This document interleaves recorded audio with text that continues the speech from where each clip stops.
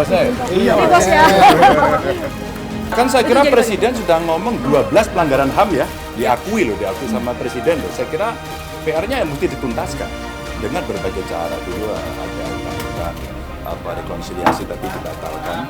Maka memang perlu cara lain menurut saya yang memang dituntaskan. Jadi 12 pelanggaran HAM yang diakui oleh pemerintah itulah yang PR hari ini dan nanti mesti kita mau mundur atau mau maju. Kalau mau maju jangan pilih mereka yang bagian dari masa lalu. Tanya harapannya sama mereka misalnya. Kalian mau Indonesia penuh dengan kekerasan? Tidak. Jangan pernah memilih pemimpin yang punya rekam jejak kekerasan. Kalian mau Indonesia berlaku diskriminatif? Ya. Jangan memilih pemimpin yang berlaku diskriminatif.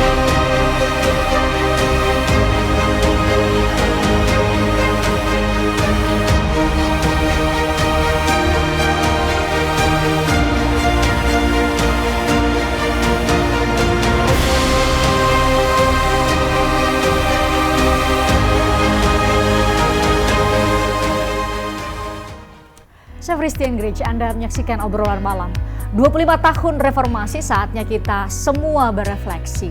Terutama saya berkesempatan untuk bertemu dengan sejumlah aktivis yang 25 tahun lalu adalah mahasiswa, adalah aktivis yang turun ke jalanan untuk memperjuangkan semangat reformasi. Apakah setelah 25 tahun ini semangat reformasi sudah tetap on the track atau sesuai dengan cita-cita mereka ketika berjuang turun ke jalanan? Ketika itu saya sempat bertanya kepada mereka dan terutama apakah ke depan pada calon pemimpin ke depan kita bisa menitipkan harapan bahwa arah perjuangan bangsa ini tidak akan berbelok atau tetap sesuai dengan semangat reformasi.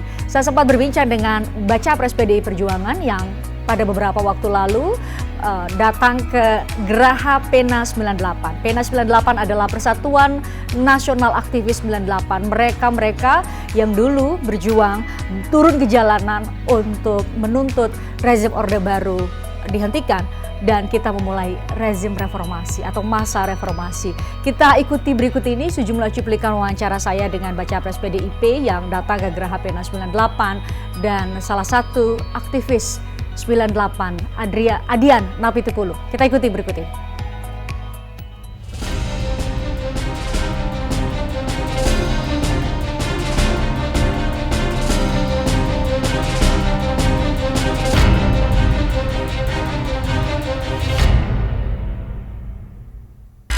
Pak Ganjar ingat 25 tahun lalu itu jadi bagian dari masing-masing mahasiswa atau udah? Udah di sini. Oh, udah di Jakarta ya? Saya ingat kejadian Trisakti. Jadi pagi, siang ya. Penembakan itu terjadi, saya kerja itu udah di Tanah Abang 3. Di Jakarta mas? Iya, di Tanah Abang 3. Jadi bajuku itu kuning. Nggak merah ya tapi. Saya masih ingat bajunya kuning, belinya di Tanah Abang. Jadi sini ada bolongnya. Pas itu mau ngelayat di Trisakti maunya. Ternyata saat itu terjadi kebakaran di beberapa tempat, flyover depan Trisakti itu langsung ditutup. Tak, saya masih ingat ada truk turun itu, ada anak lari, turun, diambilin kain dimasukin ke tangkinya, dibakar tapi nggak meledak. Jadi kebakarannya agak lama, tapi akhirnya kebakar dan saya ingat ada wartawan kalau nggak salah dari Inggris waktu itu. Lari-lari, mau potret-potret, tembakan keluar, tak gitu. Nah, dia ketembak di depan saya, ketembak tangannya gini, percikan. Saya kira nggak karet itu, tapi ada percikan, soalnya dia berdarah. Tajam lah sebenarnya. Nah, akhirnya saya di belakangnya, saya tangkap, saya bawa, minggirin. Jadi sini ada darahnya saya waktu itu. Terus saya, permisi, lari-lari dibawa ke Trisakti. Jadi yang saya ingat kejadian yang agak dramatik itu ya, di luar yang rame-rame di DPR ya. Jadi bagi Pak Ganjar sendiri peristiwa 98 dan kemudian dapat nomenklatur reformasi itu bagi Pak Ganjar maknanya apa? Ya maknanya berubah ya, ada satu harapan dari masyarakat pengen negaranya lebih baik. Pasti itu aja sebenarnya. Dan ada satu yang diinginkan bahwa kekuasaan nggak boleh lama-lama. Sebenarnya tuntutan saat itu kan satu aja kan, nggak boleh lama-lama kekuasaan, maka harus dibatasi. Jadi semua ada batasnya. Sebenarnya tuntutan yang utama saat itu dan kemudian muncullah Yang lain-lain ya pemberantasan korupsi lah, reformasi birokrasi sampai otonomi daerah ya dan sebagainya itu turunan yang cukup banyak saat itu. Itu 25 tahun perjalanan itu nggak singkat, Pak Ganjar, banyak juga dinamika politik, dinamika pemerintahan yang terjadi gitu ya. Kalau Pak Ganjar melihat 25 tahun perjalanan kita dengan pilihan kata mereformasi, kita sudah on the track atau bagaimana? saya kira otonomi daerah on the track. Ya, pemerintahan yang bersih membaik. Tapi kemudian hari ini agak banyak catatan pemberantasan korupsi. Nggak terlalu bagus. Ya, itu yang sekarang menjadi PR besar saya kira yang mesti kita bereskan. Ya, itu yang masih jadi PR ya. Ini Saya kira hari ini ya. Ada... Ya, hari ini iya. Jadi kalau kita melihat kawan-kawan yang saat itu mahasiswa dengan segala heroisme, keberanian, berani atau kenekatan ya? Beda tipis. Soal pelanggaran HAM. Ya, itu tentu saja. teman-teman mahasiswa yang saat ini kita lihat mungkin ada Bang Adian yang sudah punya tetap mempertahankan kiprahnya, tapi kan itu juga menjadi bagian dari sejarah kita yang seharusnya juga negara hadir ya Pak Ganjar. Pak Ganjar melihatnya gimana? Kenapa? Ya soal pelanggaran HAM dan Ya kan saya kira itu jadi Presiden sudah ngomong 12 pelanggaran HAM ya, diakui sama Presiden loh. Saya kira PR-nya yang mesti dituntaskan dengan berbagai cara. Dulu ada undang-undang rekonsiliasi tapi dibatalkan, maka memang perlu cara lain menurut saya yang memang dituntaskan. Jadi 12 pelanggaran HAM yang diakui oleh pemerintah itulah yang PR hari ini dan nanti mesti dituntaskan. Saya kira seluruh tokoh mesti dihadirkan. Bagaimana kemudian menyelesaikan persoalan itu dan itu dianggap bisa tuntas, bisa selesai. Hari ini kan pengadilan tidak, terus kemudian Pak Presiden memberikan cerita mungkin nggak dengan kompensasi ya, agar kemudian orang bisa kembali pada posisi semula begitu ya. penyelesaian non yudisial gitu ya. Non-yudisial ya, kalau yudisialnya sulit ya non-yudisial lah. Pak Ganjar sendiri melihat kiprah dari Persatuan apapun lah namanya ya sebenarnya, tapi para aktivis 98 yang merelakan nyawanya buat Indonesia dan sekarang masih berkiprah, Pak Ganjar. Oh ya, menurut saya konsisten ya. Kawan-kawan masih berkumpul, kawan-kawan masih berpikir bersama, kawan-kawan masih memperjuangkan. Penampilannya juga nggak terlalu berubah, nggak terlalu ya. Ada beberapa orang yang berubah sih agak rapi gitu ya. Sedikit mas. Protes. Sama rambutnya lebih putih. Ya, mereka masih mencoba mengawal reformasi ini. Seperti mereka punya ide menampilkan foto-foto ini. Artinya memori kolektif bangsa diingatkan terus-menerus. Ada yang belum tuntas loh. Ingat loh itu dibereskan gitu ya. Itu saya kira sesuatu yang saya hormat lah sama kawan-kawan 98. Ya. Tapi menurut Pak Ganjar ada nggak instrumen yang membuat kita semua jangan sampai peristiwa reformasi 98 itu tidak hanya kemudian menjadi seremonial setiap tahun yang kita peringati sekarang 25 tahun gitu ya, tapi kemudian lebih bermakna dan lebih bisa dijawantahkan dalam berbagai kebijakan supaya kita tetap on the track. Lagian nanti dikontrol, publik gantian ngontrol. Jadi teman-teman yang dulu aktif di 98 kan banyak akhirnya juga duduk di jabatan publik. Nah sekarang dia dikontrol sama rakyat, kelakuan kamu seperti apa. Kalau kamu biasa-biasa saja, itu ya nanti akan dikeroyok oleh masyarakat bahwa ternyata kamu omdo gitu ya. Itu yang terjadi. Maka sebenarnya butuh idealisme, butuh value, butuh semangat perjuangan dan nilai kejuangan mereka yang mesti ditunjukkan dalam kebijakan publik dan bagaimana tingkat, kalau saya boleh mengatakan, kualitas perdebatan. Kalau harus kengototan yang mesti ditunjukkan sebagai sebuah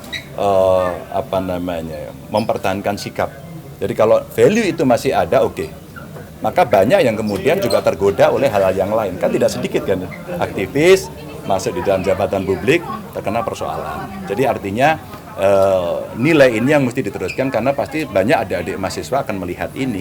Dulu kakak-kakak kami itu bisa menduduki DPR, terus kemudian menggulingkan kekuasaan, dan hari ini kami akan melakukan kontrol juga yang sama. Tapi contohnya mana dong gitu. Itu yang kemudian penting si aktornya ini untuk bisa membawa diri. Tentu tekanan dari luar, faktor-faktor yang mempengaruhi dari eksternal sangat tinggi sekali. Sekarang menurut Pak Ganjar, perjuangan anak muda untuk ikut serta dalam pemerintahan, mengawal pemerintahan Indonesia supaya on the track. Oh ya, sebenarnya value yang ada ya, bagaimana cinta tanah air, menjaga integritas ya, pelayanan publik lah paling banter ya, yang orang mau punya spirit untuk melayani itu menurut saya ini penting kalau mereka mau dalam jabatan publik. Tapi ya kalau nggak inovatif, nggak kreatif, dilibas juga begitu ya oleh zaman. Jadi sekarang dibutuhkan ya sebuah sikap yang luar biasa untuk bisa agile dan bisa adaptif terhadap kondisi yang ada. Ini jadi bagian sejarah perjalanan bangsa kita ya. Oh iya, iya. Iya, Ya, Pak, ya. kebetulan saya mengikuti sejak 96. Sebelum 27 Juli, operasi Naga Merah, Naga Hijau, kebetulan saya mengikuti. Meskipun sekali lagi saya tidak sehebat kawan-kawan inilah, tidak sejagoan kawan-kawan, tapi saya mengikuti. Sampai kemudian 97, situasi politik berubah, PDI Perjuangan, PDI waktu itu nggak mau ikut pemilu ya, saya ngikuti. 98 sampai kemudian 99 ya. Nah 99 itulah perubahan yang luar biasa sebenarnya. Jadi kesana ya? PDI sendiri menjadi bagian dari PDI Perjuangan ya Pak ya? Iya, Itu iya. menjadi bagian lahir dari rahim reformasi ketika itu ya? Iya dong, karena berubah namanya pun karena kejadian itu kan, karena bagaimana represi yang sangat luar biasa di Kuda Tuli itu kan sebenarnya.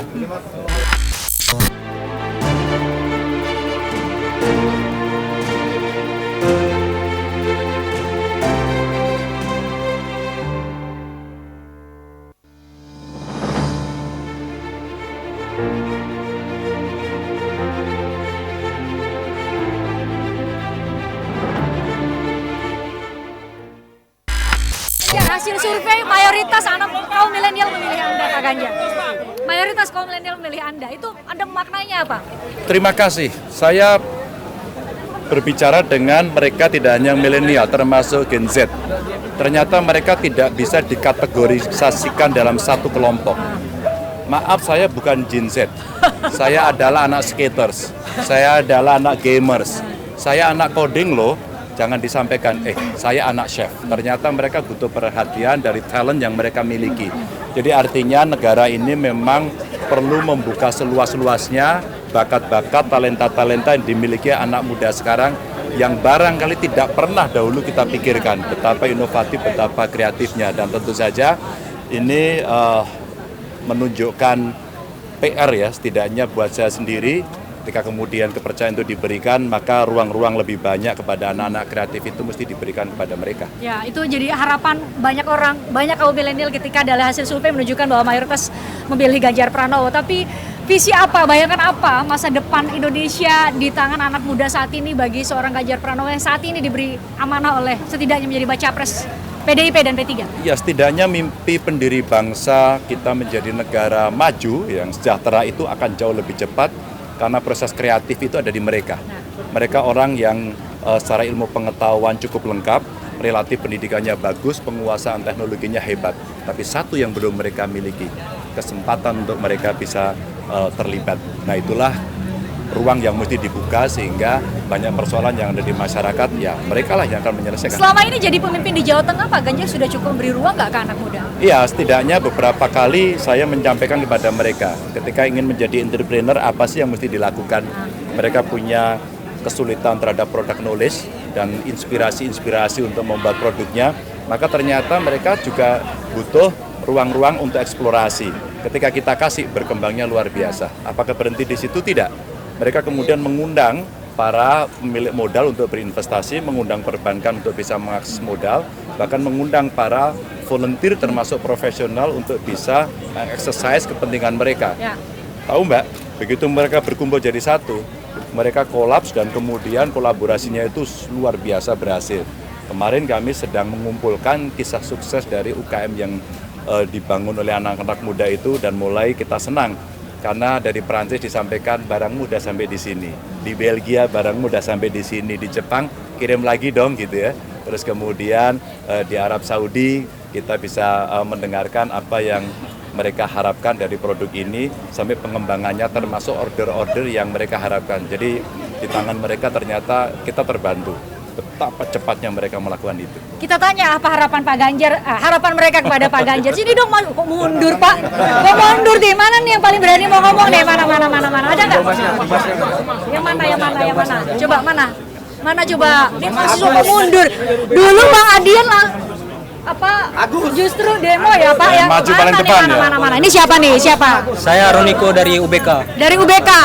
Emang punya harapan apa ke Pak Ganjar emang? Ya, saya berharap agar Pak Ganjar lebih dekat lagi lah ke milenial gitu, khususnya untuk Gen Z mahasiswa. Karena kami kan dari Gen Z juga toh. Oh, tadi udah disebut tadi ya? Iya. Gen Z. Harapan kami lebih kami juga mahasiswa agar dilibatkan juga dalam politik gitu. Ada saya lihat tadi Pak dari saudara kita dari Timur Indonesia. Mana tadi ya? Di belakang Bapak kok deket. Sini. Sini ayo sini. Halo, ini siapa namanya? Sini. Sini kakak. Nah, ini siapa namanya? Merauke? Feby. Dari Merauke? Betul? Benar Pak, Dari Jayapura. Oke, ini tadi Feby. Ini siapa? Anika. Oke, harapannya buat Pak Ganjar apa nih mumpung nggak berhadapan langsung nih? Harapan saya Bapak terpilih menjadi presiden dan membangun negara ini dengan baik. Buat Papua sendiri ada Buat harapan nggak Papua, buat iya. Pak Ganjar. Buat Papua juga bisa ada pembangunan yang lebih baik lagi. Kalau dari Kakak Feby ke Pak Ganjar? Harapan kami untuk kami masyarakat Indonesia Timur ya besar ya untuk Presiden 2024 Bapak Ganjar untuk pembangunan terutama. Kami di Papua sangat kurang, jadi kami sangat mendukung Bapak Ganjar kalau jadi presiden ya di Indonesia Timur pembangunan diutamakan lah. Saudara kita dari Itu Timur. harapan. Iya itu. Butuh perdamaian di sana, Ya. butuh gotong royong sama-sama. Dan saya melihat sebenarnya talenta dari adik-adik kita, anak-anak kita dari Indonesia Timur itu apa? Olahraga. Maka saya kira pusat-pusat olahraga itu di Indonesia Timur. Main bola dia jago, ya nggak? Atletik Lari, dia jago, lari, waduh luar biasa. Saya kira mesti dikembangkan, di samping tentu sains juga tidak kalah ya. Tapi saya kira kita mesti mencetak lebih banyak lagi anak berbakat dari sana. Ya? Oke Pak, Oke, makasih makasih ya, Pak. makasih ya. Makasih. Terima kasih.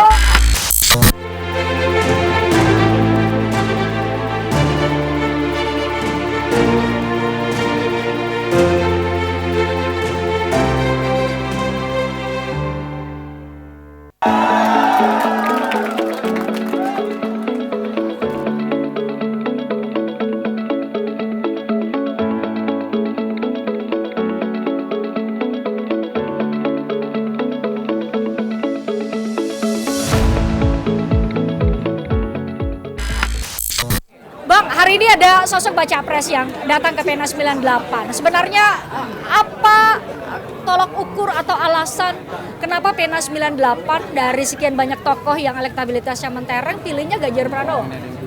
Kita lihat banyak sekali foto di sini. Foto peristiwa reformasi.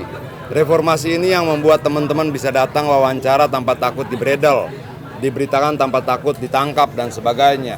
Tanpa reformasi tidak ada itu partai-partai, tidak ada itu PKB, tidak ada Gerindra, tidak ada PKS dan sebagainya. Artinya bahwa berdirinya partai-partai ini adalah buah dari kebebasan yang diperjuangkan 25 tahun yang lalu. Di atas kebebasan itu ada banyak darah, keringat dan air mata. 25 tahun yang lalu ada 189 perempuan diperkosa dan sampai sekarang kita tidak pernah tahu siapa pelakunya. Ada 1.200 lebih orang yang meninggal di Jakarta, rumah yang dibakar, mal yang dibakar di Jara dan sebagainya. Dan kita tidak pernah tahu pelakunya. Bagi kita memastikan Indonesia berikutnya jauh dari kekerasan hanya dengan memilih Ganjar Pranowo. Kita sudah capek dengan kekerasan, kita sudah lelah dengan kekerasan. Kita harus memilih pemimpin yang memang tidak berlaku represif terhadap rakyatnya. Ya kita pilih Ganjar Pranowo. Nggak ada pilihan lain. Kita tidak mau diberlakukan diskriminasi atas nama apapun. Atas nama warna kulit, atas nama suku dan sebagainya. Ya kita pilih Ganjar Pranowo. Saya percaya dia tidak akan berlaku diskriminatif. Tidak diskriminatif gender, tidak diskriminatif etnis dan sebagainya. Kenapa tidak sosok atau bukan sosok yang lain? Kriteria yang abang bilang tadi itu tidak dimiliki oleh sosok yang lain itu di antara Hasil diskusi kita cuma Ganjar Pranowo yang memiliki komplit. Dia tidak melakukan kekerasan, tidak ada rekam jejak berdarah dalam perjalanan karirnya. Dia tidak pernah menggunakan isu-isu yang diskriminatif. Kita dengan senang hati memperjuangkan dia. Bang, Pena 98 adalah bagian dari sejarah perjalanan bangsa yang menentukan waktu itu kita mau reformasi dan arah bangsa diharapkan begini. PNS 98 percaya bahwa sosok yang dimaksud Pak Jokowi waktu deklarasi baca pres Ganjar Pranowo bahwa seharusnya pemimpin masa depan itu tidak membelokkan arah perjuangan bangsa ini adalah Ganjar Pranowo? Iya dong. Gini loh, kita mau mundur atau mau maju? Kalau mau maju jangan pilih mereka yang bagian dari masa lalu. Kita mau hidup damai atau penuh kekerasan. Kalau mau hidup damai tanpa kekerasan, jangan pilih pemimpin yang gemar menggunakan kekerasan. Kita mau hidup sama rata, egaliter, perempuan, laki-laki sama saja segala macam. Cina, Batak, Maluku semuanya sama di Republik ini sebagai warga negara. Ya jangan pilih pemimpin yang diskriminatif. Ada sosok-sosok pemimpin yang diskriminatif yang muncul di banyak hasil survei menurut PNS 98 sehingga pilihannya hanya Ganjar Googling, Pranowo. Google sanggup menjawab itu. Ini di tengah anak muda, Bang. Jadi Iya. mungkin anak muda lupa dan mungkin belum membaca banyak. Jangan salah, Google itu akrab dengan kehidupan mereka. Mereka jauh lebih mengerti IT dibandingkan kita. Jadi penting kita yang punya hak pilih sekarang tahu rekam jejak pemimpin yang mau kita pilih nanti. Tergantung mereka mau bagaimana Indonesia ke depan. Mereka tanya harapannya sama mereka misalnya. Kalian mau Indonesia penuh dengan kekerasan? Tidak. Jangan pernah memilih pemimpin yang punya rekam jejak kekerasan. Kalian mau Indonesia berlaku diskriminatif? Tidak. Jangan memilih pemimpin yang berlaku diskriminatif. Sederhana itu aja. Nggak rumit-rumit gitu loh. Nggak rumit-rumit. Oke? Siap, terima kasih Ya. Bang Adian. Thank you. Bisa lanjut foto-foto lagi. Oke, siap.